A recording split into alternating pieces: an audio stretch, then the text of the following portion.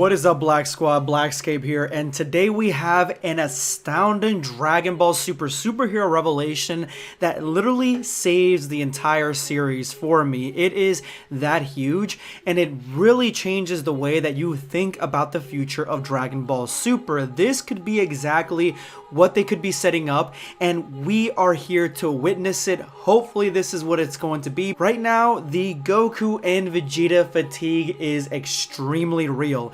It is something that all of us speak about it in some way, shape, or form, whether it's negative or positive, or it's just run-of-the-mill. But all of us know that there is a fatigue there. There is something going on with Goku and Vegeta where we want to see more of the other characters. At some point, Dragon Ball Super decided to focus on these two characters primarily and nobody else. Nobody else gets any attention. Nobody else gets any love. Nobody else gets any spin-off stories.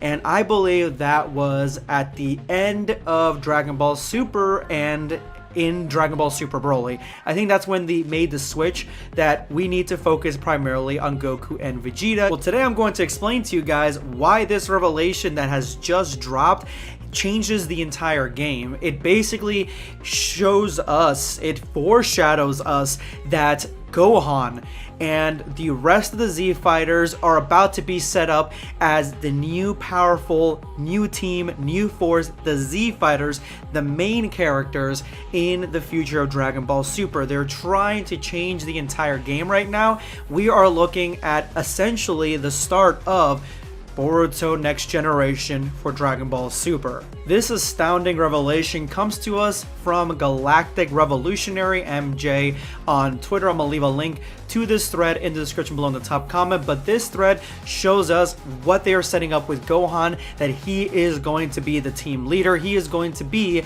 basically the Superman of Earth.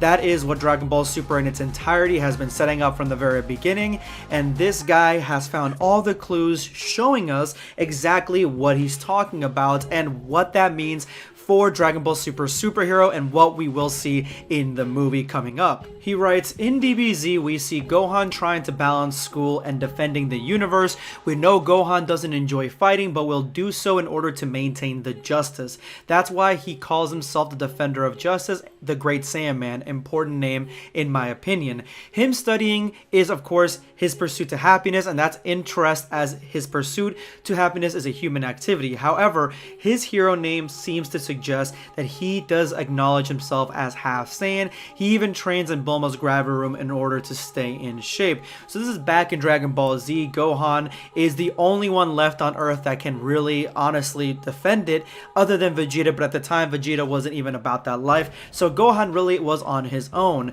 and this is the Gohan that a lot of us really started to fall in love with as an adult, that he wanted to be a savior similar to his dad, but he went a superhero route. I believe the roots of Dragon Ball Super superhero are in the Gohan Great Saiyaman arc. Everything that happened in that arc, that is where the roots of this is. This is probably the story that Toriyama wanted to tell back then if he didn't have to be going back to Goku and Vegeta and having the stakes be with the crazy monster that was going to kill everybody. He probably wanted to narrow it down with a honest superhero tale, and we could have honestly gotten a My Hero Academia in the Dragon Ball world back in the 90s, well before My Hero Academia became a thing. When we skip forward to the start of DBS, we see Gohan is a mess. Yes, he may be strong, but he has lost his fighting instincts and didn't even bother fighting Frieza. I think this is when Gohan realizes he needs to fix up. So this is the part of the superhero journey where the superhero either begins to lose his powers, he's gotten rusty, he's gotten weak, and he has a basic wake-up call that I need to do better for myself and get myself back into the game. This happened to Tobey Maguire's Spider-Man in Spider-Man 2, where he got his powers back after really not knowing if he wanted to be Spider-Man or Peter Parker, and his powers were literally failing him. This is Gohan's superhero journey. This is where his pitfall was back there in Resurrection of F. Dude didn't even fight Frieza. That just explains everything right there. In the Black arc, we see Gohan back in the old gravity room training because they leave him alone when he needs to fight. What's interesting is his interest in visiting Trunks' peaceful world despite them not being that close at all. Maybe he admires justice like Zamasu. I believe there is foreshadowing for Gohan to become Earth's #1 hero in the Tournament of Power. Gohan was like the team captain in the teamwork they had at the start. Piccolo even wanted to train him to get his fighting instincts back. The way he talks and even saves Roshi is captain-like. So yeah, Gohan is the team leader, the captain in the Tournament of Power. That's probably the most on-the-nose foreshadowing that Gohan is going to become a leader like Superman or Captain America. He took the Z Fighters, the strongest that they had in the Tournament of Power, and he tried to make them fight together. Now, of course, he really could only manage to control the ones that were Earthlings, because everybody else that was either a Saiyan or a Freezer race or whatever, they all seemed to kind of do their own thing. So this was his first real throw-in into trying to become a team lead.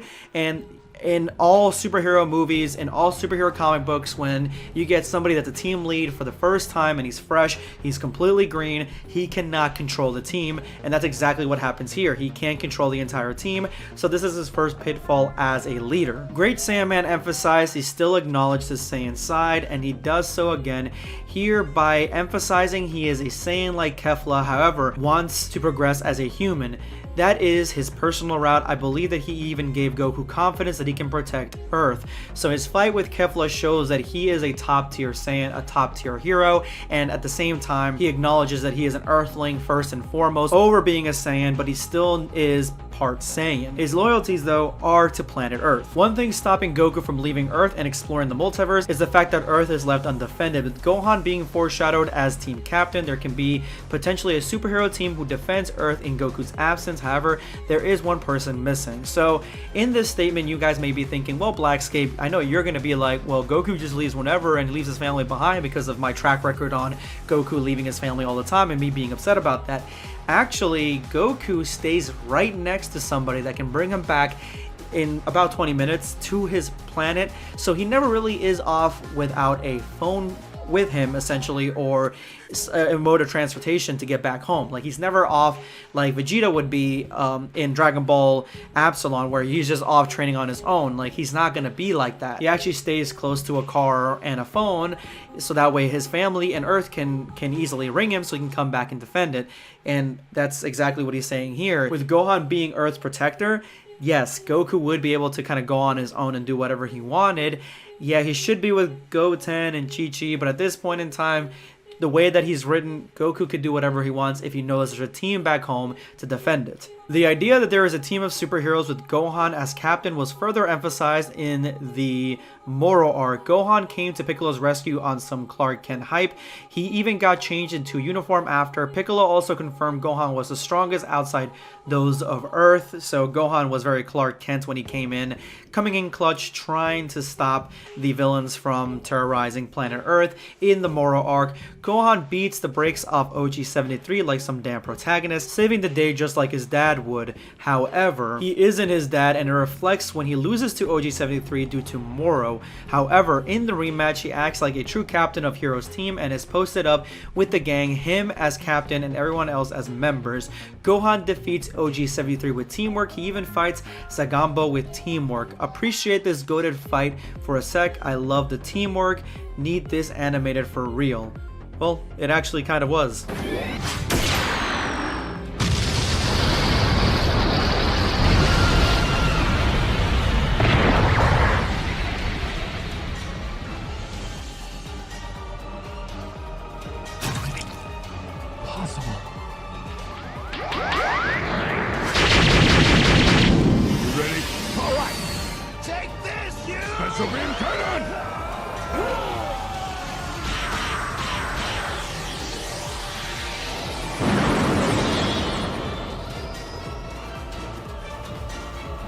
Anyway, we love seeing Gohan with teamwork, but as I said, he is missing someone. The team is incomplete, and I believe that is where Oob comes in.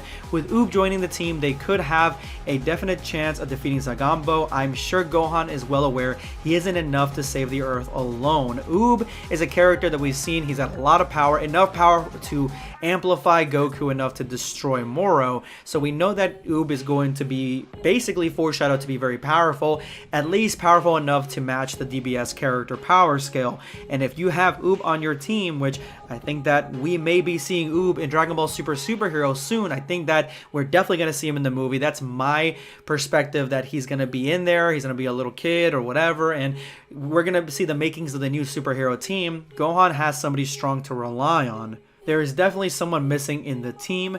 Gohan even apologizes to Goku, which means he takes full responsibility of defending Earth while he is away. I believe this is the exact foreshadowing needed for Gohan to take captain of being a hero and defending Earth while Goku and Vegeta leave Universe 7. Oob is needed badly. But anyway, sorry for making this thread unnecessarily long. For some reason, I couldn't express myself with the right words today. Let me know what you think. Thank you so much for reading. Thank you so much for writing this thread. It was very insightful and gives us a lot of foreshadowing as to Gohan becoming a team lead and being the captain of the superhero team in Dragon Ball Super Superhero. Like these two guys right here that we've seen in the poster for Dragon Ball Super Superhero that came out yesterday. These two guys, a lot of people are saying that these two guys are villains. These guys are not foreshadowed in the villain way. These guys are not put up as villains. They are right next to Goku and Piccolo. If anything, I would venture a guess that more than likely these two guys are two other heroes that are on Earth to basically learn from Great Saiyaman or try to tag along with Great Saiyaman, the makings of the first superhero team. If not, these two guys are aliens that came from a different planet, maybe to get the superheroes help to face off against an evil villain. But I would like to lean more to the second one. There has been a time skip, so Gohan in the middle, or the Great Saiyaman in the middle of making a superhero team would be viable, would make sense. And if we're looking at Pan's potential superhero journey, she could be another member with the team along with Oob, Goten, Trunks. Like this team has more than enough Saiyans. It would be such a badass team that Gohan could lead himself.